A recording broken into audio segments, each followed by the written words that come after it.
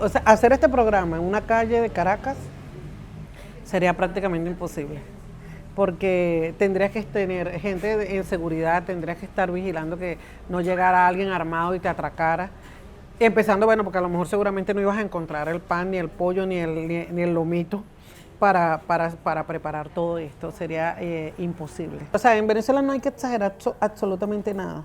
Tú simplemente con contar lo que pasa en Venezuela ya queda pudieras como tener, exagerado. sí, ya quedarías como exagerado. O sea, y no hay necesidad de exagerar.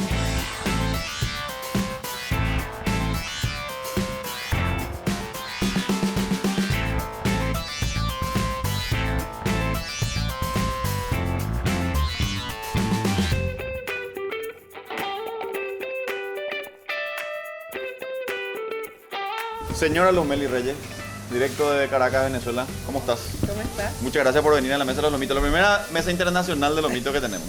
Muy importante. ¿Sí? Sí. ¿El lomito de carne o lomito de pollo? Bueno, me gusta el lomito de carne y me gusta el de pollo. Los dos. Los dos, pero Sí. hay un mixto. Hay un mixto, sí. Ok. ¿Querés un árabe mixto entonces? Eso está bueno. No con pan. Vi que ¿Con había pan o con pan árabe? No, con pan. Kebab, ok. Con- Podemos hacer un experimento, vamos Sí, a ver si sale, vamos a si ver, resulta. dale. Dale, yo voy a pedir un sándwich de carne, entonces y cervecita tomamos. ¿Sí? Sí, como buena venezolana, la cervecita... No como buena venezolana, porque allá se beben otras cosas, pero... Ah, ¿en serio? Sí. ¿Cuál es la bebida típica de Venezuela? Ahora el ron. Ah, claro. Antes de la crisis, el whisky. Era el segundo país bebedor de whisky, aparte de... Ah, mira. Sí, pero Pero, ahora pero cerveza también. Sí, se bebe mucha cerveza. Ah, ok. Bueno, te puedo pedir dos lomitos, unos sándwiches de carne y un sándwich de pollo y de carne. Mixto, un sándwich mixto y un sándwich solamente de carne. ¿Está bien? Y dos cervezas también, por favor. Bueno, tu visita a Asunción, digamos, viene con mucha expectativa, sobre todo de los periodistas que te seguimos, Luzmely, desde acá. Seguimos ese trabajo minucioso que estás haciendo vos desde tu emprendimiento, Efecto Cocuyo, en Caracas. Y me encantaría saber cómo es este difícil cometido que es emprender en medios, y que el solo hecho de emprender en medios es difícil, pero sumarle a eso, emprender en medios en Venezuela. ¿Cómo es ese proceso para vos, esa experiencia? Fue una experiencia muy bonita. Ya tenemos 4 años, creo que estamos como que nacimos parecidos. Al principio nos decían que éramos muy valientes y nosotras somos 3 mujeres socias, no entendíamos un poco lo que nos querían decir. Ahora lo entendemos porque al hacer toda la parte de emprendimiento, tú sabes que los periodistas soñamos, amamos, tenemos una gran pasión, pero cuando tratas de hacer negocio o de entender la dinámica de lo que es tener una empresa, eso te cuesta. Entonces nosotros afortunadamente tuvimos con otros compañeros que no son periodistas, digamos, el entrenamiento para poder entender que si queríamos hacer el periodismo en el que creemos, también teníamos que hacer algo que fuese sostenible. Y ahí empezamos 5 personas. No digo que en un lugar así como este, sino en una cafetería, imaginándonos lo que queríamos. Y luego estábamos en la casa, en la cocina de una de las socias, luego en la sala de comedor de otra de las socias. Finalmente conseguimos un espacio que nos prestaron, pero del que nos sacaron como 15 días porque no aguantaban mucho la bulla de los periodistas. Y ahora somos más de 20 personas. 20 personas en el medio. Me decías que hace 4 años están, digamos, en esta tarea de informar desde una perspectiva diferente, fuera del entorno de medios tradicionales en Venezuela. ¿Cómo es vivir esa resistencia que debe tener un medio como el tuyo en un régimen como el de Venezuela, que quizá acá escuchamos solamente lo que nos llega, ¿verdad? Pero vivir ahí, estar expuesta a ese padecimiento y a esa represión permanente, no ha de ser fácil, ¿verdad? Entonces, ¿cómo se resiste a eso? Pero primero salud. Yo creo que es importante decir que parte de que nosotros voy a beber un poquito, que hayamos tenido, digamos, alguna repercusión, tiene que ver con el hecho de que a raíz de toda la censura, mucha gente empezó a migrar hacia los medios, digamos, hacia las redes sociales, y ahí vimos la oportunidad de hacer este emprendimiento. Y lo primero es que como contamos con la confianza de muchos de nuestros usuarios, eso es como el primer respaldo para poder enfrentar lo que ha sido, digamos, desde hace más o menos 4 años, 3 años, la constante del gobierno de atacar a lo que sea diferente, a lo que sea disidente. En el caso de los medios digitales, que hay otros medios digitales en Venezuela, no con el mismo concepto de efecto Cocuyo, pero sí son digitales y sí disruptivos en cuanto a utilizar las plataformas digitales para romper la censura. El gobierno empezó a atacarlos directamente hace más o menos 2 o 3 años, porque como que al principio no entendía mucho cuál era la lógica de los medios digitales.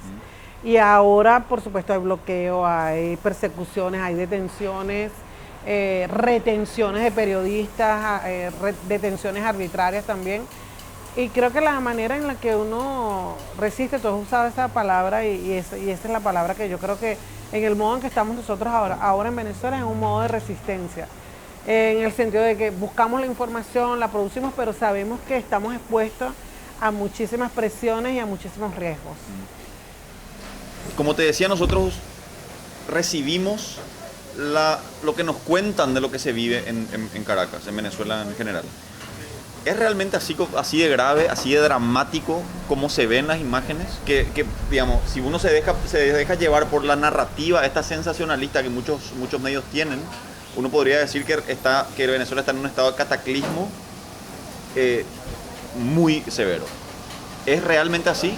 ¿O digamos, la historia que nos cuentan acá es un tanto más?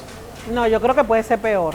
Puede ser peor estando Puede ahí. ser peor. Y ¿sabes cuando uno se da cuenta que la situación en Venezuela puede ser peor de la que inclusive los periodistas podemos contar? Cuando te reúnes con gente que ha salido del país y empiezas a descubrir cosas que dentro del país a lo mejor no veías. Por ejemplo, cuando nosotros empezamos a hacer trabajo de migración, ver el grado de desesperación con que la gente salía de Venezuela, o ver, por ejemplo, gente que porque no tenía recursos ni forma de tener acceso a medicina se tenía que ir del país porque si no corrían su vida a riesgo. Por ejemplo, personas con VIH que tuvieron que irse hace mucho tiempo ya del país, incluso antes de que se empezara a hablar de ayuda humanitaria. Eso te va abriendo, por lo menos ese fue mi caso, que empezó a abrirme muchísimo más los ojos de lo que podíamos ver en Venezuela. Era ver a la gente que se estaba yendo del país en las condiciones en las que se estaba yendo, en las condiciones en que incluso estaban dejando todo o lo poco que tenían, porque si no salían del país no iban a poder darle de comer a sus hijos, por ejemplo.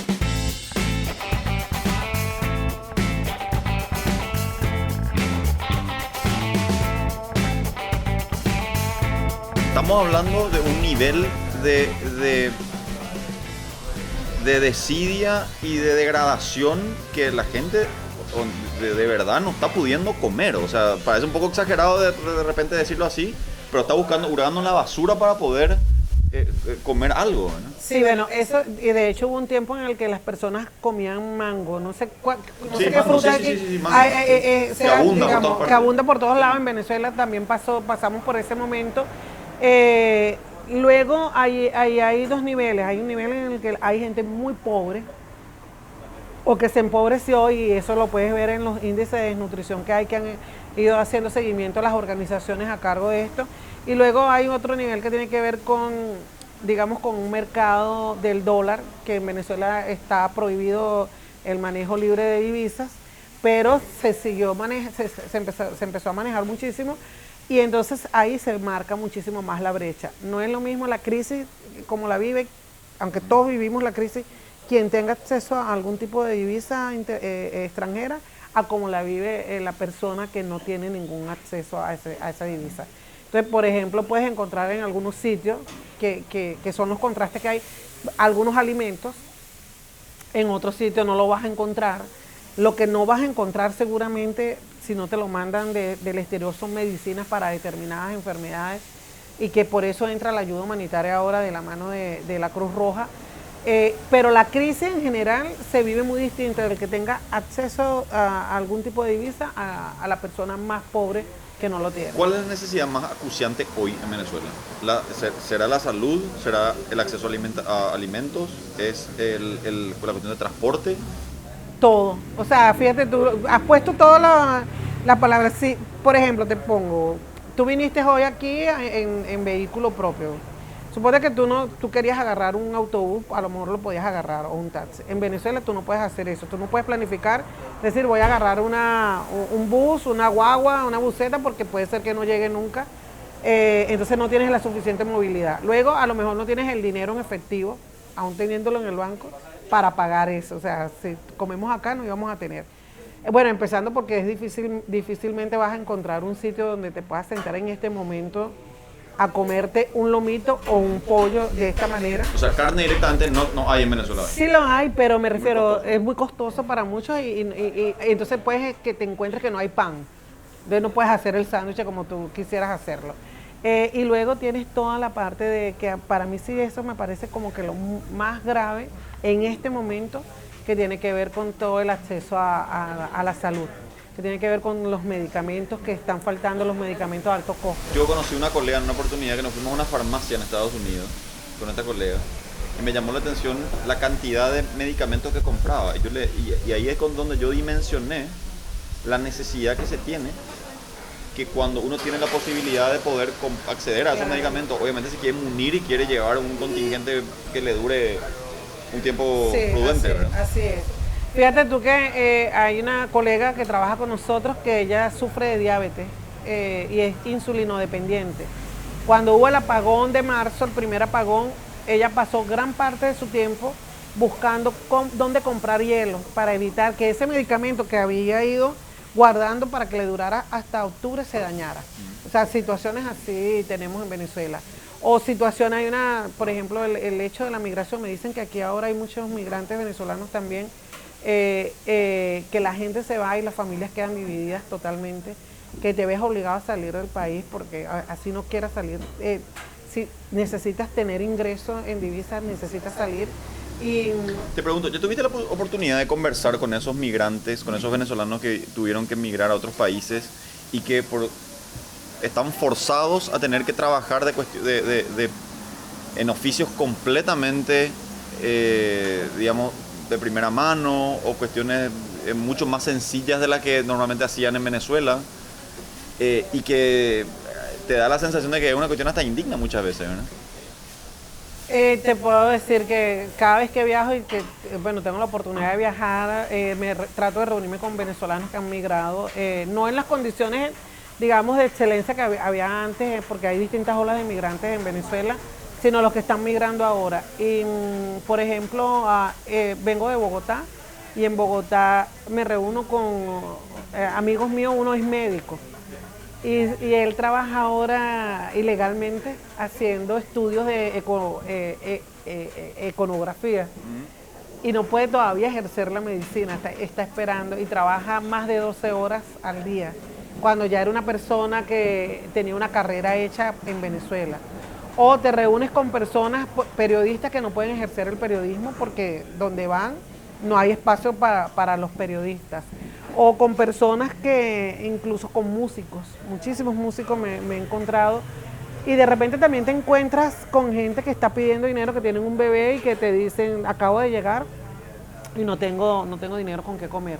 O sea, con personas así me he encontrado. En Sao Paulo, que tuve la oportunidad también de reunirme con migrantes directamente, me encontraba con gente que incluso no sabía que en Brasil se hablaba portugués, y que todo el proceso de internación no conseguían trabajo porque como no manejaban el idioma no podían trabajar sino en oficios, ¿no? Entonces... ¿Vos sentís en alguna medida esa especie de discriminación que hoy en día sufren los venezolanos en otros países? O sea, ¿vos crees que eso se da ya como un fenómeno, digamos, como una consecuencia de toda esta cuestión? Bueno, creo que el tema de la xenofobia, la discriminación es como que una reacción, voy a ponerlo entre comillas porque no quiero ser malinterpretada ni expresarme mal, que es muy natural en momentos en que se producen movimientos como el que se está produciendo ahora de venezolanos. Pero yo creo que eso también obliga a tener una visión de conjunto de las naciones, de los países donde se están yendo los venezolanos, especialmente hacia el sur, que eso no había ocurrido nunca, de tener políticas más o menos similares para poder atender esa población. El caso de Colombia sufre el primer impacto, pero los venezolanos han ido a Chile, por ejemplo, a Argentina. Cada uno tiene una política distinta, a Ecuador, a Perú, cada uno tiene una política distinta de recepción y de integración. Y creo que hace falta que haya una política general sobre cómo trabajar con el tema de los migrantes. ¿Se tiene una idea de cuántos ya han migrado? Creo que la última cifra eran 2 millones de venezolanos que han migrado en los últimos 3 años. No, la cifra más reciente que la dieron en estos días en la ONU es de 3 millones, 3,7 millones, perdón. Ahí lo importante es que la mayoría de esos migrantes, esa migración ocurrió en los últimos 2 años, lo cual te habla a ti de la dimensión de la crisis, porque en un país de 30 millones, de 30 millones de habitantes, que se te vaya más o menos 2 millones de habitantes en menos de 2 años, estamos hablando de una crisis muy fuerte. Esto se come con la mano, Perfecto. Te traemos el cubierto, pero por cortesía en realidad. Tiene choclo y tiene agua. Ah, y estas son las mayonesas. Y hay picante. Hay picante tenés, ¿verdad? Ajá, pero come tú para que me digas. Espera, brindis de lomito. Brindis de Ahí lomito, está. ok. Muy bien. Bueno, esta es la de ajo, mayonesa de ajo, y esta es la de choclo. Está muy bueno. Está muy bueno. Yo te cuento, la magia del lomito se siente después de un día de mucho trabajo o después de una fiesta intensa.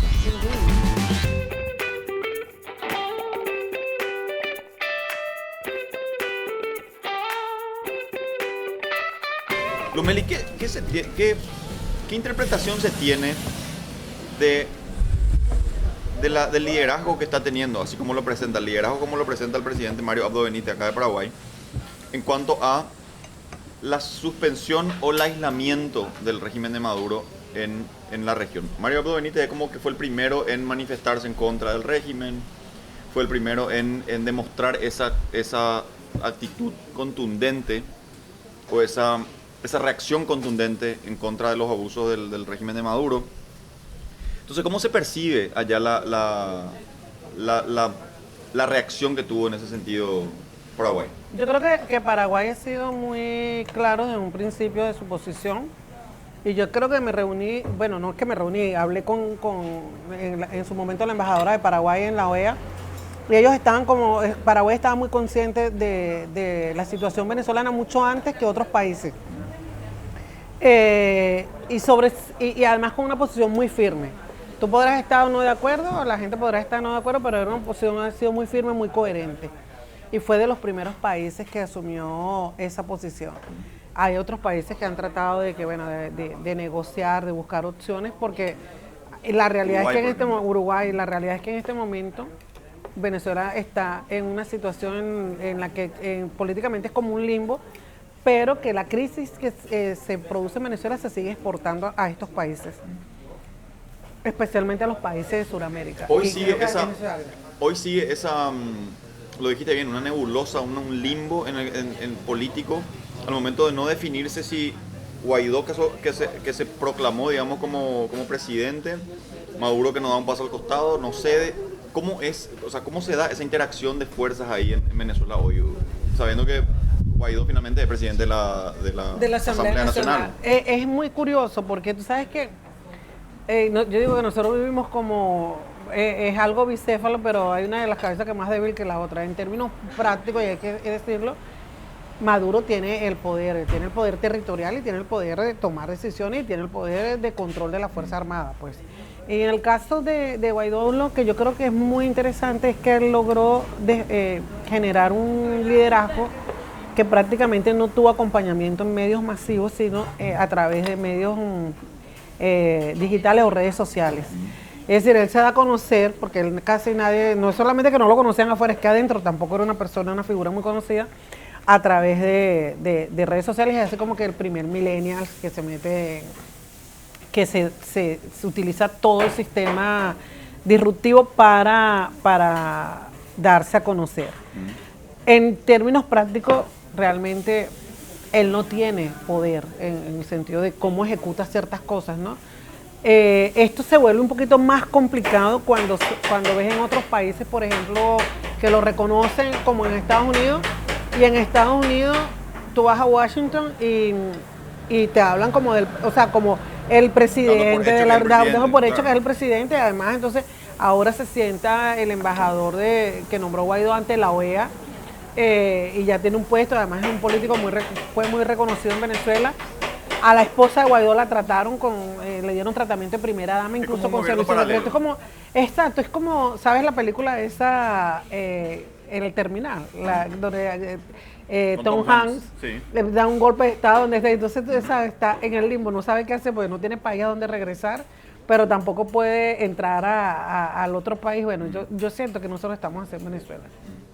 Qué increíble cómo ha de ser ser parte de ese sistema, ¿verdad? Porque yo a veces trato de ser muy empático yo en este proceso, en toda esta situación.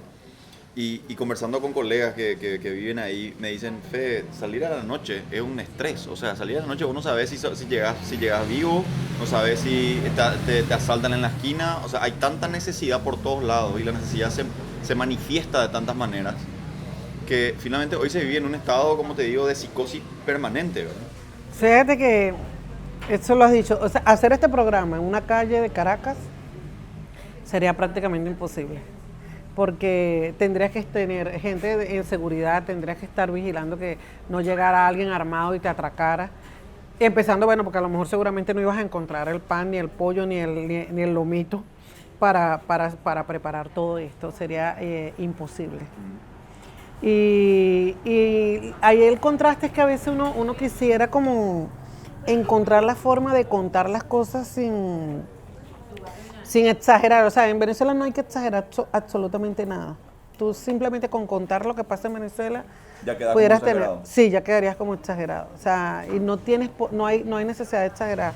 Yo recientemente hubo una manifestación, había un señor que estaba llorando y decía que su esposa, o sea, él decía, el amor de mi vida murió porque no hubo un medicamento para salvarla. Ella sufrió un ACV y cuando llegaron al centro médico, el médico le decía, mira, ella se pudiera salvar si tuviéramos este medicamento. Pues no lo tenían y se murió. Ese tipo de cosas está pasando en Venezuela, ese tipo de cosas fueron denunciadas inclusive hace mucho más tiempo, de niños que perdieron la vida porque no había medicamentos para cáncer, por ejemplo, o de niños desnutridos y madres desnutridas. Y creo que ahí lo interesante ha sido que muchos de los medios emergentes le hemos puesto el rostro a los distintos problemas, inclusive sin ponernos de acuerdo, simplemente que escoge un área. Entonces nosotros se lo pusimos a la migración, pues cuando nosotros nos metimos en el tema de migración, el gobierno negaba que hubiese una crisis migratoria en Venezuela, otros se lo pusieron a la crisis humanitaria. Creo que eso ha sido qué importante es eso que decía vos, ¿verdad? Utilizar la tecnología como un aliado en toda esta situación de tanta restricción. Y tengo entendido que ustedes utilizan inclusive una red de WhatsApp de miles, de cientos de miles de usuarios que están registrados en esta base de datos que se nutren de información fuera de los medios con esta... En Venezuela sí, se han experimentado con todo. Con notas de voz. Con notas de voz, sí. Y de hecho hasta haciendo desmentido de contenido falsificado a través de WhatsApp. Cuando hubo el apagón, prácticamente lo único que funcionaba era el WhatsApp, entonces la gente apenas agarraba señal, empezaba a entrarle un poco de material. Entonces nosotros hacemos algunos contenidos, otra gente hace curaduría de contenidos, otros revisan y ven lo que es más importante, otros verifican. De manera que cada uno de varios de los medios que estamos en Venezuela Emergente nos hemos especializado en algunas cosas para producir la información y llevar la información a la gente. ¿Qué experiencia? ¿Te gusta lo mito? Me encanta. ¿Sí? El otro mordisquito, pero... No, pero disfrutarlo. Lo voy a disfrutar. Sí, total. Salud. Salud. Muchas gracias por tu tiempo. Gracias a ti. Voy a comerme esto. Sí.